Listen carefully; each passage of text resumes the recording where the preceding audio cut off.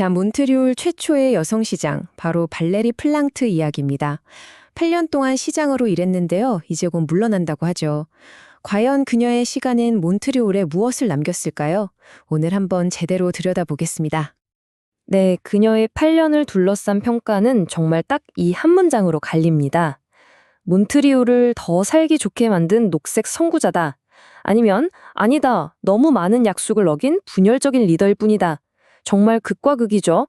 도대체 왜 이렇게 평가가 엇갈리는지 지금부터 그 속사정을 한번 살펴보죠. 모든 이야기에는 시작이 있잖아요. 플랑트 시장의 이야기는 2017년으로 거슬러 올라갑니다. 정말 아무도 예상 못했던 그야말로 극적인 승리였죠. 당시 몬트리올은 드디어 진보적인 변화의 바람이 부는구나 하는 희망으로 가득 찼었습니다. 심지어 승리가 한 번이 아니었어요. 두 번이나 이겼습니다.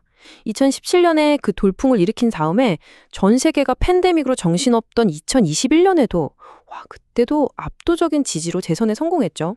그러니까 시민들이 아주 강력한 힘을 실어준 셈입니다. 그럴 만도 했던 게 당시 시민들은 수년간 이어진 낡은 정치, 부패 스캔들 이런 거에 정말 지쳐 있었거든요. 그런데 그때 나타난 그녀와 그녀의 정당, 프로제 몬트리올은 말 그대로 신선한 공기 그 자체였던 거죠. 이제 우리 도시도 숨 좀 트이겠구나 하는 기대감이 정말 대단했습니다. 그리고 당선되던 바로 그날 밤 그녀가 뭘 약속했는지 아세요? 몬트리올 시민들을 다시 움직이게 하겠다. 보행자, 노인, 자전거 이용자를 위해 더 안전한 도로를 만들겠다. 바로 이거였습니다. 이동성과 안전. 이게 바로 그녀가 시민들 앞에 내건 아주 야심찬 비전이었죠. 자, 그렇다면 그녀를 지지하는 사람들은 도대체 뭘 보고 그렇게 열광했을까요? 먼저 플랑트 시장에 대한 긍정적인 평가, 그러니까 더 푸르고 더 대담한 비전이 성공했다는 쪽의 이야기부터 한번 들어보시죠. 네, 그녀를 지지하는 사람들이 가장 큰 성과로 꼽는 건 뭐니 해도 바로 이 녹색 정책들입니다. 특히 저기 보이는 자전거 급행 네트워크, 아리비라고 불리는 거요. 이건 그냥 자전거 도로 좀 늘린 수준이 아니라 몬트리올 도시의 풍경 자체를 바꿔놨다는 평가까지 받습니다.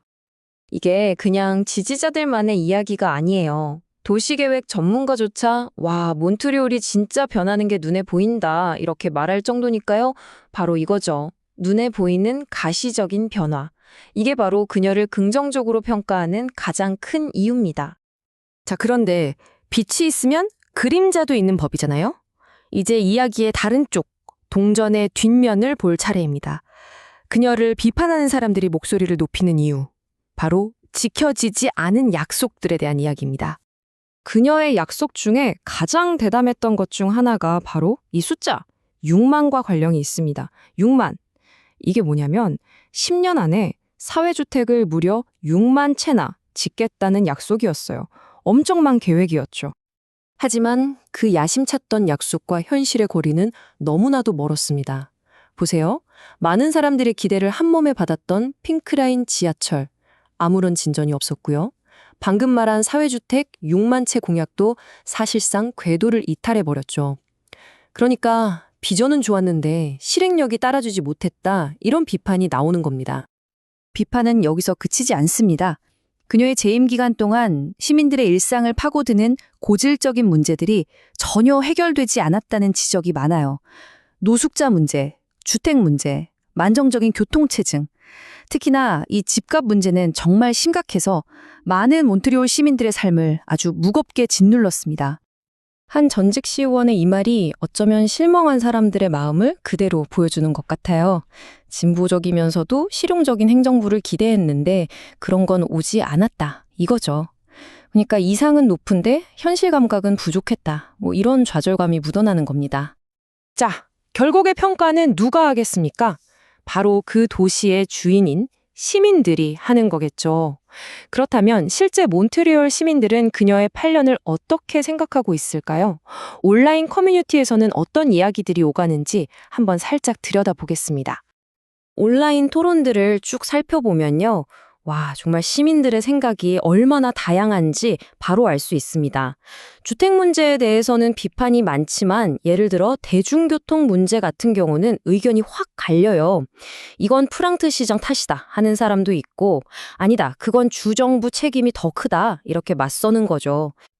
그런데 이런 여러 토론에서 공통적으로 보이는 정서가 하나 있습니다.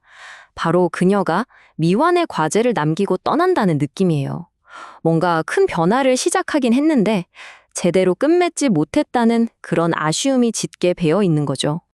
특히나 논란이 됐던 게 하나 있는데요.